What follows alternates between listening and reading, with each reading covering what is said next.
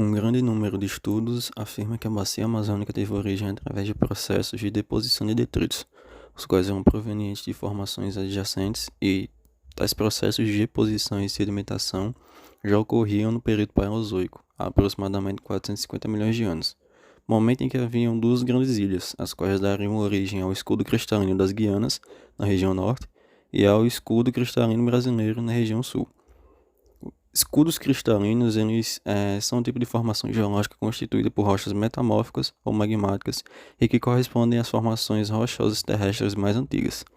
Durante a Era Cenozoica, há 60 milhões de anos atrás, houve um levantamento da crosta terrestre, o qual teve como consequência a formação da Cordilheira dos Andes. A bacia amazônica foi tomando forma posteriormente, sendo cortada por vários corpos d'água, os quais transportam águas e sedimentos de áreas mais altas e depositam nas áreas mais baixas. Localização geográfica. A floresta amazônica é a maior floresta equatorial do mundo, ocupando uma área de aproximadamente 6,7 milhões de quilômetros quadrados. Ela abrange cerca de 40% do território brasileiro, além de ocupar porções dos territórios da Venezuela, Colômbia, Bolívia, Equador, Suriname, Guiana e Guiana Francesa. No Brasil, ela ocupa praticamente toda a região norte, principalmente os estados do Amazonas, Amapá, Pará, Acre, Roraima e Rondônia, além do norte do Mato Grosso e oeste do Maranhão. Além disso, a região amazônica também abriga a maior bacia hidrográfica e o maior rio do mundo em volume de água, o Rio Amazonas, com 6.937 quilômetros de extensão. Além do Brasil, a bacia hidrográfica do Amazonas compreende partes da Bolívia, Colômbia, Equador, Guianas, Peru, Suriname e Venezuela. Quanto ao clima desse bioma, o que mais apresentou a predominância é o equatorial úmido, que no caso ele é caracterizado pelo fato da região apresentar muitas florestas e assim se tornar bastante quente e úmida. Quando a região se encontra em estações de baixa umidade, a temperatura média é de 27 graus Celsius. E quando está em estações mais chuvosas, a temperatura é de, em média, 25,8 graus Celsius. A umidade do ar é, em média, 88% em épocas de chuvas intensas. E em épocas de seca é de, em média, 77%. Já os níveis de chuva dessa região, eles chegam a ser entre 1.500 e 3.000 milímetros todos os anos.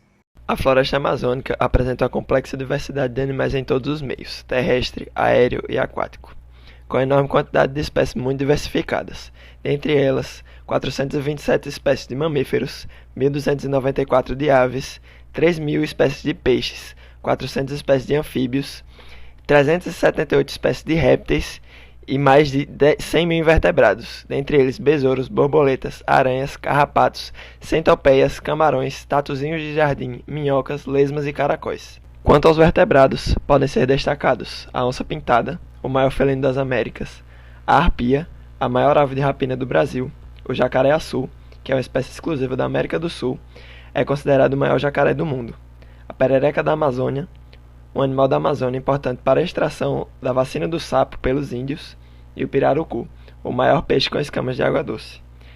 Esse bioma ele é muito rico em questão de vegetação. Nele a gente encontra cerca de 22% das espécies nativas do mundo. E essa vegetação ela é dividida em 3 categorias. São elas: a mata de terras firmes, que a gente encontra nas regiões mais altas, e por esse motivo elas não sofrem inundações pelos rios. E nessa região a gente pode encontrar as árvores de grande porte, como por exemplo a castanheira do Pará. Já nas matas de igapó, são as que a gente pode encontrar em terrenos mais baixos e nela contém espécies de baixo porte, como Vitória régia. Já as matas de várzea, elas sofrem inundações em alguns determinados períodos do ano. E dependendo do período que a vegetação se encontra, elas podem ser semelhantes à de terras firmes e à de igapó. As unidades de conservação cobrem 22% da Amazônia legal e são uma estratégia eficaz para conservar animais, plantas e serviços ambientais, conter o desmatamento e manter o equilíbrio climático do planeta. Contudo, as taxas de desmatamento em UCS vêm aumentando. Em 2015 já superava a de 2012 em 79%, assim como a sua participação no desmatamento total da Amazônia, que passou de 6% em 2008 para 12% em 2015.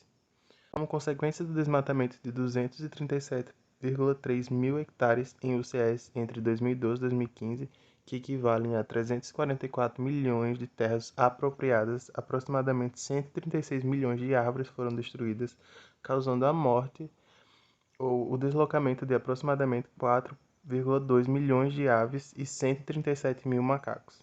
Ademais, estimamos que a queimada da vegetação nessa área desmatada tenha emitido 119 milhões de toneladas de gás carbônico equivalente por ano, que se compara às emissões de 80% da frota de automóveis do Brasil em setembro de 2016, e que esse desmatamento tenha gerado uma renda bruta de 300 milhões com a venda de madeira. Nesse contexto, identificamos que 50 UCEs mais desmatadas entre 2002 e 2015 na Amazônia Legal, que representa apenas 16% do total de UCEs da região. Juntas, elas perderam 229,9 mil hectares de floresta, isso é, 97% da área desmatada em UCE entre 2012 e 2015.